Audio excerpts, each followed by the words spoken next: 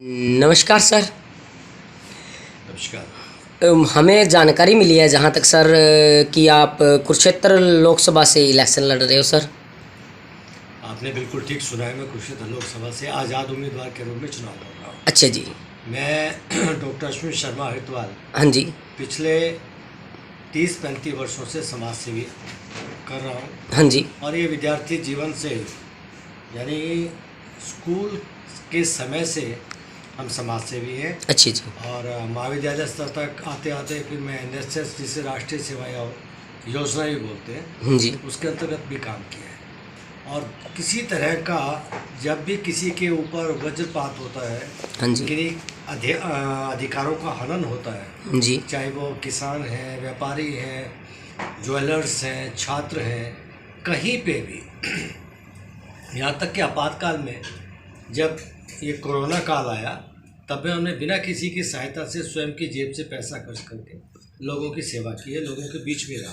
हाँ जी। मैंने बहुत सी यात्राएं भी निकाली हैं और वो भी सामाजिक सेवा से जुड़ी रहती हैं। अच्छा जी। 1992 में मैंने एक सामाजिक यात्रा निकाली थी, अमृतसर से लेकर अयोध्या राम मंदिर तक। हाँ जी। हाँ जी। 1.5 मास की यात्रा थी और पूरे ग्रीष्म काल जब पूरे यौवन पे होता है, लोग वातानुकूलित यंत्र में सोते हैं, हाँ जी। हम जन जागरण करते हुए और भाईचारा के एक नवीन रूप को लेकर, हाँ जी। कि भाईचारा खंडित ना हो, हाँ जी। हाँ जी। वो लेकर के हम उस उद्देश्य से चले थे और हमने वो यात्रा राम मंदिर में जाकर संपूर्ण की थी। हाँ जी। हाँ जी।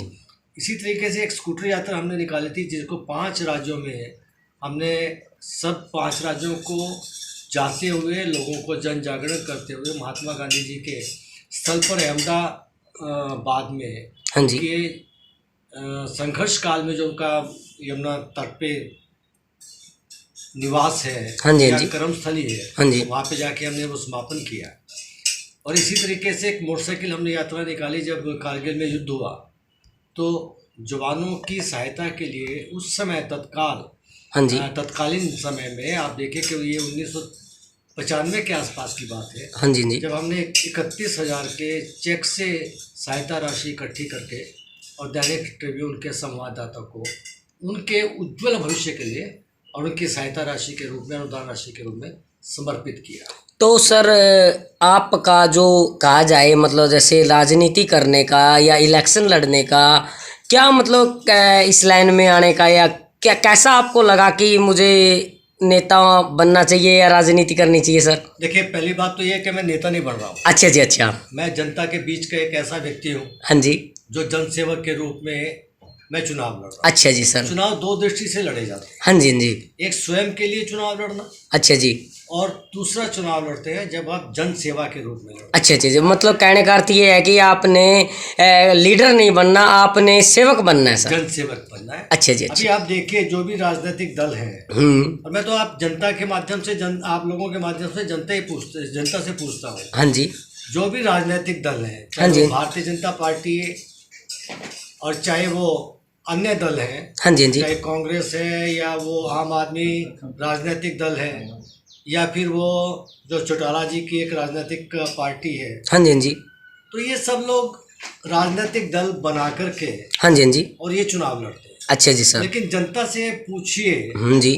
कि इन्होंने आज तक किया क्या है। अच्छा जी।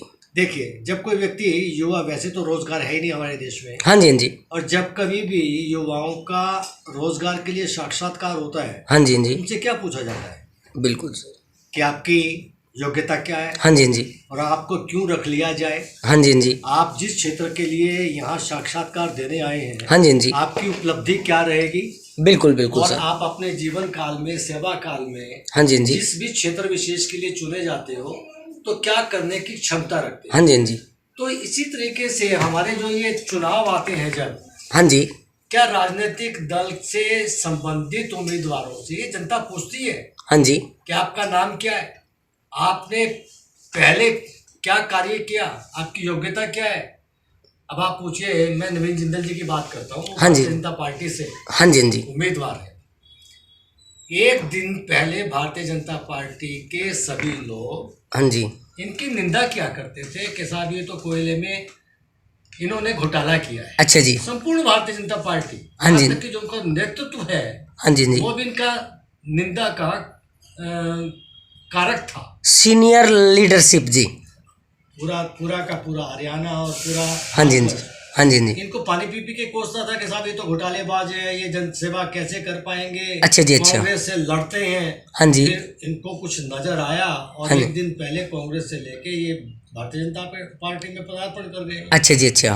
अब इन्होंने प्रवेश कर लिया तो लोग इनका बहिष्कार भी कर रहे हैं। अच्छा जी, अच्छा सर। जो मुझे सुनने में आया है। हाँ जी, हाँ जी, हाँ जी। लोग इनका बहिष्कार कर रहे हैं कि आप जब पहले जब कांग्रेस के हाँ जी, समय में ये कुरुक्षेत्र लोकसभा से सांसद थे। हाँ जी, हाँ जी। आज से 20 वर्ष पहले की बात। हाँ जी, हाँ जी सर, बिल्कुल बिल्कुल। इनके पास कोई कुछ कहने को है नहीं कि हमने क्या किया है। हाँ जी, जनता पूछती है कि क्या किया तो निरुत्तर हो जाते हैं। हाँ जी, अभी हमारे सांसद जो वर्तमान में मुख्यमंत्री रहे हैं और अभी 19 से लेकर 24 तक वो सांसद रहे हैं, अभी मुख्यमंत्री बने हैं। हाँ जी, हाँ जी। तो इनके पास भी कोई एक भी काम का उल्लेख करने के लिए कुछ नहीं है। अच्छा जी, अब अच्छा। दिल्ली से आ गए हैं सुशील गुप्ता जी, जी। जो कांग्रेस और आपके समझौते से चुनाव लड़ रहे हैं। हाँ जी, हाँ जी।